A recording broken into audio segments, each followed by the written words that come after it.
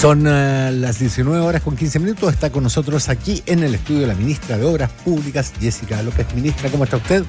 Hola, buenas tardes. Muy bien. Hola, ministra, bienvenida. Buenas tardes. Ministra, ya vamos a entrar en lo de la cartera de los proyectos licitados y de concesiones, pero yo sé que quedan un par de semanas todavía, pero hay muchas personas pensando únicamente en el feriado de la Semana Santa, que es como el primer feriado largo además del año. Ya hay reuniones, habemos, sí, absolutamente, habemos. Ya ha habido reuniones, ya hay coordinaciones. ¿Hay alguna estimación de cómo va a ser este fin de semana largo, que en definitiva no es tan largo tampoco?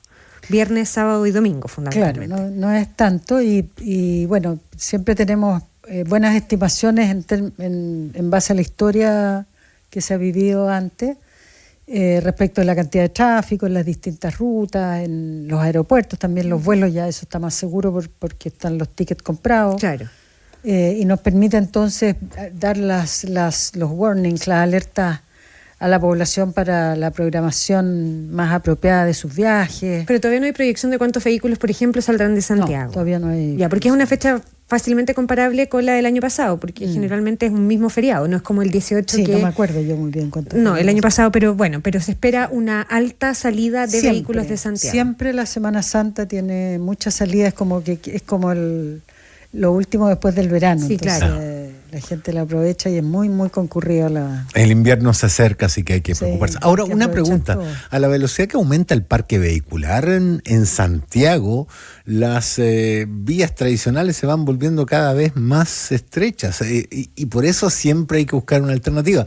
Algunas han probado ser exitosas, yo pienso en el peaje más barato. Otras son un desastre. Me acuerdo de cuando se trató de entrar por la Cuesta La Dormida, creo, con buses que no les daba el radio de giro y el taco duró 7 horas.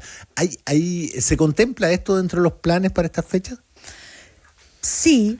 De distintas maneras. Así como en una política bien de largo plazo, la pregunta base que hace es, ¿vamos a seguir fortaleciendo y haciendo más infraestructura vial? ¿O vamos a adoptar medidas para la reducción del parque vehicular? O sea, del uso más bien. Ya. Porque también uno circula en las autopistas acá en Santiago y en general va una persona sola por en auto. Entonces hay un conjunto de cosas que todavía se puede hacer en términos de gestión antes de tener que invertir tanto, pero hay otras donde ya es inevitable, como por ejemplo en la relicitación de la ruta 68, la que lleva al Paraíso y Viña. Se está contemplando una tercera doble vía. Hoy día hay 2. Ya. Y el proyecto es hacer una tercera, vale decir... o sea, 2 idas y 2 vueltas. No. Una reversible. Ya, perfecto. Una que pueda ser reversible. Y es una tremenda inversión, porque hay que hacer 2 túneles, hay que expropiar todos los paños de terreno para poder hacer esta tercera doble vía. Pero eso es lo que los estudios indican que es la mejor solución. ¿Que correría paralela o junto a las actuales? Ay, no sé cuánta separación va a tener. Claro, pregunto por si es interconectable.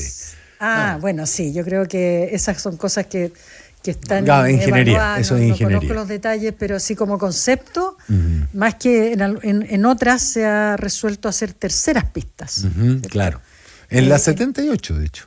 Ahí se contempló una tercera pista. Pero en este caso es una nueva doble vía. Ministra, antes de salirnos de este tema, que es de altísimo interés para los conductores, para los automovilistas, se ha hablado mucho en los últimos meses, y usted me dice si algo tiene que ver aquí el MOP, pero tiene que ver con lo vial, con la capacidad vial y también con el parque automotriz.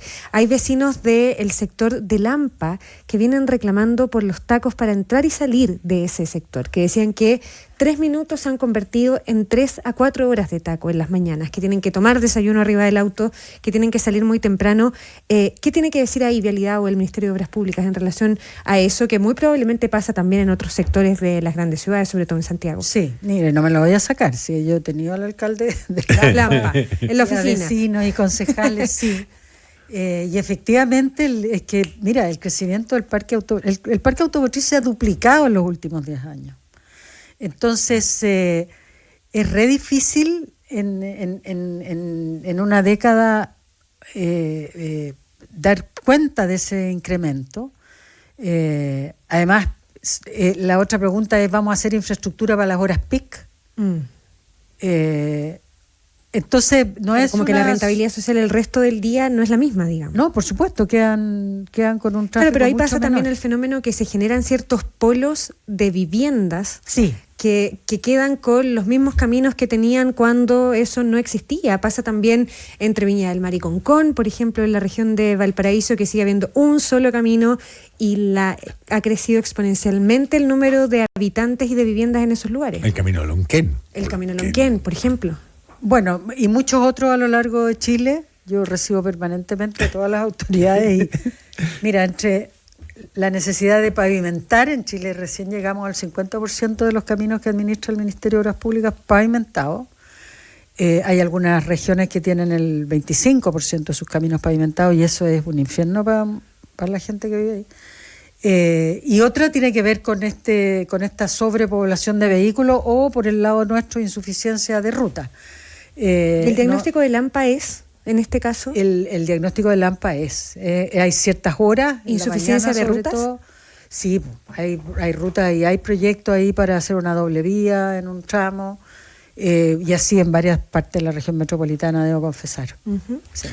Muy bien, vamos a la cartera Vamos. de licitaciones y en qué medida se contemplan este tipo de casos. Yo entiendo las licitaciones se hacen con grandes obras o las que más cobertura reciben son las grandes obras, las doble vías, las que conectan ciudades, pero también existen y son mucho menos conocidas estas pequeñas. Partamos por las grandes. Bueno, nosotros tenemos dos grandes líneas de trabajo en el Ministerio. Uh-huh. Uno es el programa de concesiones. Es un programa que básicamente su característica más importante es que se financia con recursos de privados, que son los que ponen la plata y que después esa plata se recupera ya sea a través de un peaje uh-huh. o a veces con un pago del Estado directamente.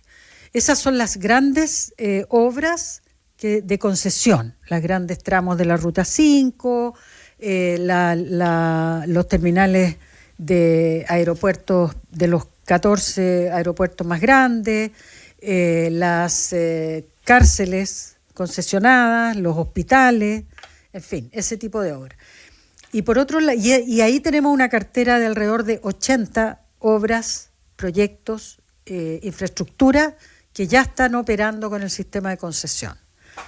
Y por otro lado tenemos una cartera gigante de 2.300 proyectos que el Ministerio está ejecutando en distintas etapas. Algunos recién están en diseño, otros ya están en construcción, y que se ejecutan con los recursos del presupuesto anual que tiene el MOP. El MOP se le asigna todos los años alrededor del 70% del presupuesto de inversión, del subtítulo 31 que uh-huh. conocemos nosotros. Así que esa plata anual que nosotros en los últimos 3 años ejecutamos 3 billones, esto aluca al dólar 3.000 millones de dólares cada año, y que este año tenemos un presupuesto de 3.800, va configurando, porque los proyectos duran 2 años, 3 años, 5 años algunos. El canal de Chacao, el puente sobre el canal de Chacao ya lleva 10. Configuran entonces una cartera total de 2.300 proyectos que suma 27.000 millones de dólares. Eso es lo que tenemos como cartera total. A esto todos los años van saliendo algunos proyectos, sí, claro, de ahí porque se entregan, y otros van entrando proyectos nuevos. Entonces esa es la dimensión de la actividad del Ministerio, que es bien importante mantenerla a un ritmo sostenido, porque en lo que es la inversión en Chile, esta es la parte como estable, regular, y aquí hay señales sistemática, como para los inversores también, para sí, el mercado, por supuesto. Me imagino si esa cartera se mantiene y se mueve como con esta dimensión de recursos y de proyectos. Así es, porque todas las obras que nosotros hacemos son obras a través de empresas privadas, claro, los estudios, las consultorías, la ingeniería y la construcción. Ministra, la semana pasada usted presentó la nueva cartera de proyectos a licitar vía concesiones. Ya sí, la aclaración la hicimos por esta inversión de 7.898 millones de dólares para el 2025 y el 2026. Y ahí aparecen proyectos como el Tren Valparaíso-Santiago, los teleféricos de Alto Hospicio, Iquique y Talcahuano, obras viales clave en la Ruta 5, la Orbital Norponiente, entre otros. Y también aparecen el tema de las cárceles, que es un tema que hemos estado mirando con muchísima detención. Y aparece la concesión de la cárcel Alta Seguridad Santiago 1, que es esta expansión de esa cárcel. Y yo ahí le quiero preguntar, ¿en qué etapa estamos? Hoy día en la mañana hablábamos con el ministro de Justicia, y el ministro de Justicia, en voz con el resto del Estado, Estado, por decirlo de alguna manera, asegura que ese proyecto que se va a realizar lo más pronto posible, pero cuando uno habla de recién en un estado de licitación, ¿qué expectativa hay cuándo va a empezar a haber máquinas en la ampliación de la cárcel de alta seguridad? Bueno, yo estuve con el ministro también hoy día, revisando la cartera de proyectos que tenemos, que son hartos. Son hartos proyectos de densificación de la capacidad que tienen hoy día los recintos, de ampliación y también algunos nuevos, como es el... Ministra, nos da un segundo, la interrumpimos un momento porque Luis Hermosilla vuelve a Capitán Llaver, lo escuchamos. La pregunta que me están haciendo. Yo creo que cuando uno hace una pregunta de este tipo tiene que entender que los sentimientos que uno tiene son, así como puede haber sido alegría en el momento de salir, son momentos de tristeza y son momentos duros, no solamente para uno, sino que también para la familia, para la señora, para los hijos, para los nietos, para mi hermano, para todos mis padres y para también mis amigos. En segundo lugar, yo como abogado respeto profundamente las decisiones del Poder Judicial, tanto las que a uno lo benefician como las que lo afectan, y lo único que yo espero es que en adelante, en toda la investigación, particularmente se tenga cuidado y se respeten todos los derechos y garantías que uno tiene como ciudadano de este país. Y lo digo en particular porque me parece que hasta aquí la Fiscalía, y en particular la Fiscalía Oriente, está actuando de una manera que vulnera flagrantemente no solo mis derechos, sino que los de muchas personas. Aquí déjeme terminar de contestar y no tengo problema.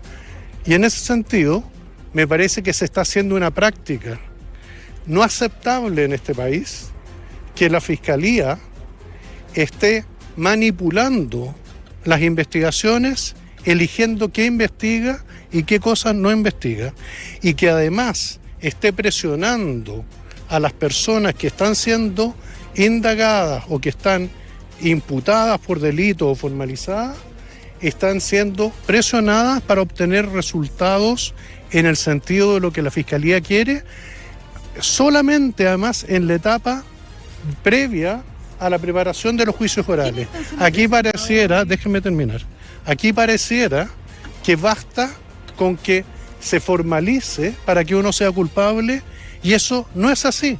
Y eso no solo lo tienen que saber los abogados, sino que toda la sociedad chilena.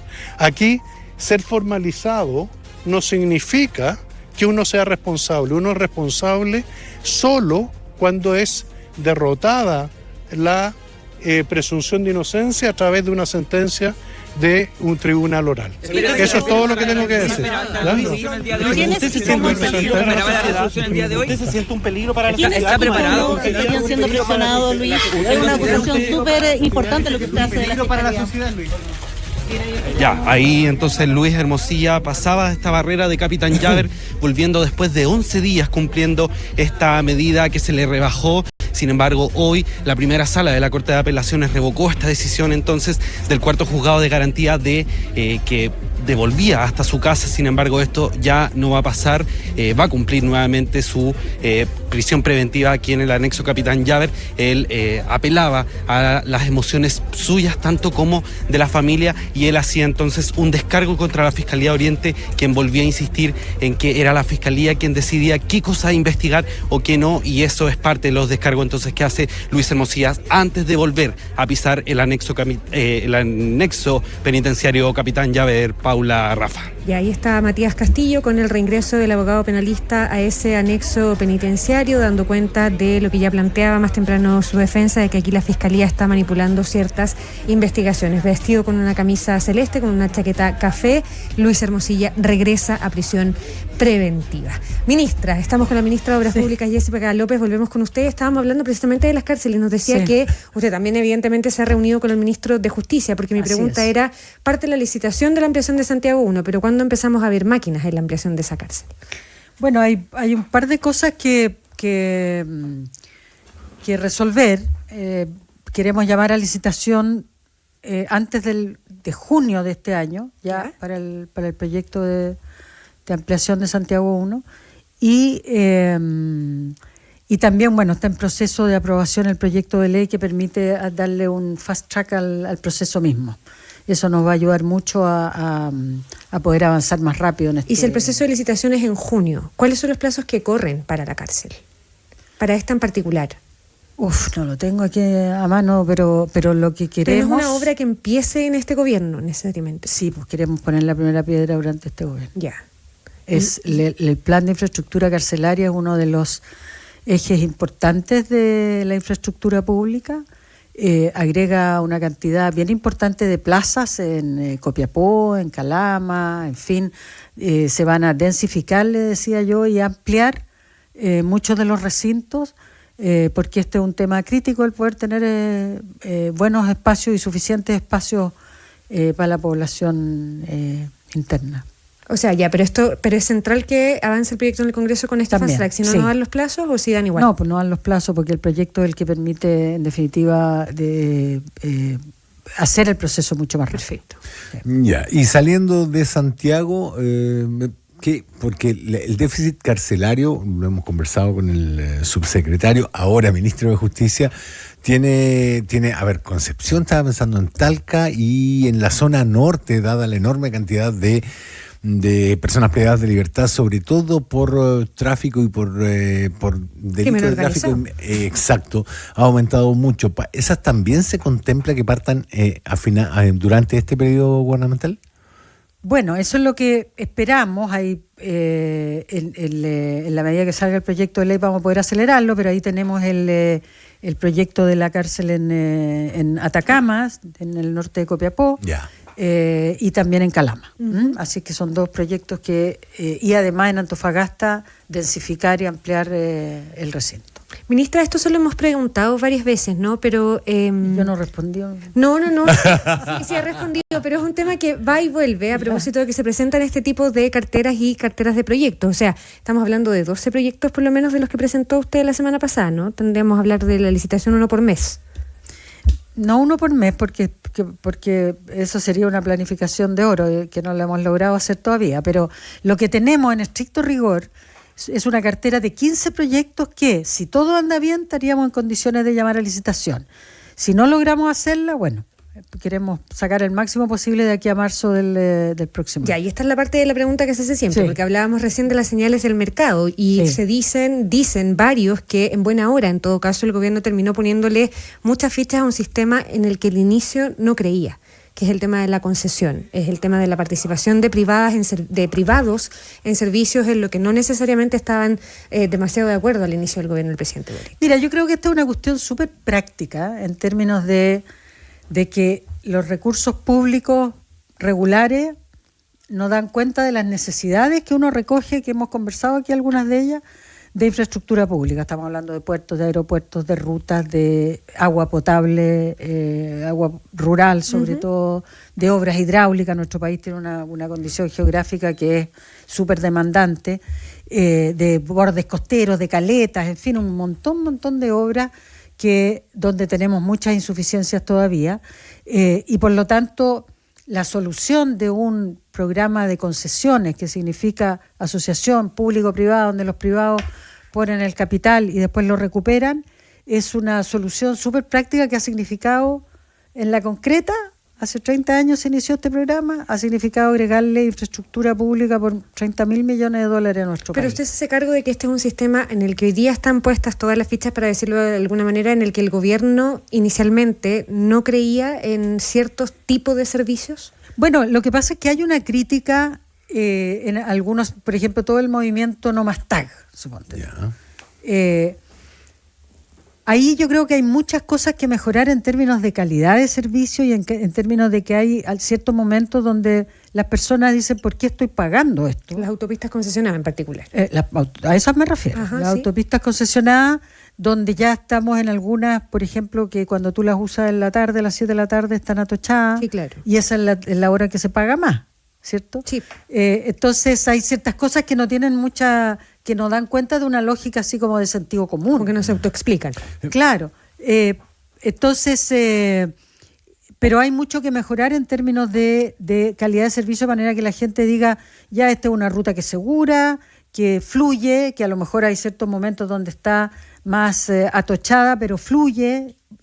Llego a mi casa igual más rápido que en otra ruta alternativa y por lo tanto tiene valor. Pero eso es algo que de repente se pone en cuestión. Entonces esas son las cosas que todavía tenemos que mejorar.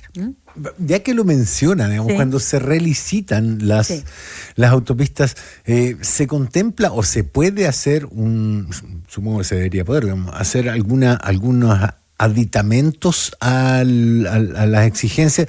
A mí de verdad me resulta incomprensible que se cobre más en la hora de mayor flujo. Eso de desincentivar el uso me parece un argumento al menos discutible. Pero también una cosa que encuentro un abuso, un soberano abuso, es que a uno no le digan el avance promedio o la velocidad de avance en una autopista. Lo digo porque un día me metí en una autopista y 10 metros más allá me encontré con un taco fabuloso porque 3 kilómetros más adelante había un choque. Y entiendo que es muy molesto para mí. También voy a ser súper sincero, andaba en moto, así que pude moverme, pero encuentro que un automovilista que se mete a una autopista para ir más rápido y se encuentra con un accidente que bloquea 2 de las 3 pistas, al menos debería ser informado antes, donde dice ingreso. Podrían decirle taco, congestión, accidente, para que uno tome las precauciones necesarias. Yo entiendo que es un detalle, pero ese tipo de mejoras ¿se pueden hacer? Y en la información, sí, absolutamente. Y son de las cosas que tenemos que mejorar, como comunicaciones, no sé, APP, meterte a una APP, que cuando entres al túnel no se corte la radio, que todas tengan conexión digital, en fin, un conjunto de cosas que hagan que sea más sentir que estáis pagando por algo que vale la pena. Entonces yo creo que hay mucho espacio todavía, y lo hemos conversado con las sociedades concesionarias. La homogeneidad, por ejemplo, en las tarifas muchas veces son muy distintas en las distintas rutas. Uno ya va a ir a pagar, ya es otro tema, porque son, no sé, 10, 15, y se ha desarrollado poco la tecnología para pagarlas de una, hay que estar una por una, y a veces se te queda una y te queda ahí en pago. Entonces hay una cosa ahí de mayor facilidad para las personas que todavía queda por desarrollar. Pero yo creo que si uno mira en la región metropolitana, por ejemplo, en la ciudad de Santiago, la infraestructura vial que nosotros tenemos en términos de autopista, o sea, francamente es de alto nivel.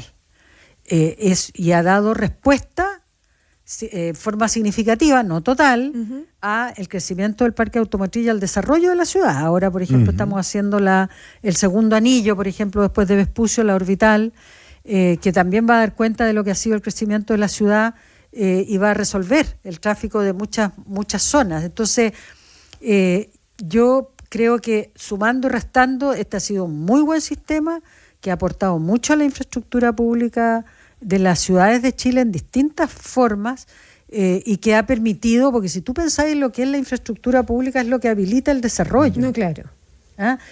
Cuando tú hablas de la salud, bueno, la salud no se puede prestar si no tenéis hospitales, centros de salud, la educación, la seguridad con toda la infraestructura que tiene Carabineros y la PDI, se hacen. Entonces, la infraestructura pública es clave para el desarrollo de Chile, para la productividad, para el bienestar de las personas. El pavimento, yo he estado en actividades donde se inaugura un pavimento, ¿qué te digo?, 2 kilómetros. Y realmente es una fiesta popular, porque a la gente le transforma la vida. Sí, entonces, estamos llenos de esas cosas. Yo creo que Chile tiene una infraestructura vial envidiable, habiendo recorrido muchas carreteras, sobre todo en Latinoamérica. Sí. Sin embargo, fueron hechas hace 20 años. Y se postulaba ya en aquellos días, trabajaba a 10 pasos de acá, de que en 7 años íbamos a quedar saturados. Yo consideré que había sido un poco exagerado, pero sí recuerdo al presidente Lagos diciendo hace unos 10 años que deberíamos estar construyendo una línea paralela a la línea 1 del metro. ¿Por qué pongo toda esta argumentación? Porque me parece que hemos estado empezando tarde a actualizar. El mejor ejemplo para mí fue el aeropuerto, que cuando se creó la nueva ala ya estaba colapsada. Y que además hay que caminar como media hora en algunas oportunidades. Pero eso es porque estamos remodelando. Eso se va a terminar de aquí a septiembre. No, me refiero al ala que está en uso. Sí, pues. No a la que está... ¿Al Terminal Nacional, dice? No, al terminal internacional donde uno... Mira, hay mucho por mejorar en el aeropuerto en su forma de gestionarlo, pero tenemos que terminar primero el terminal nacional que está siendo remodelado y vamos a poder muchas innovaciones ahí en términos de diversas cosas que están ahí en carpeta.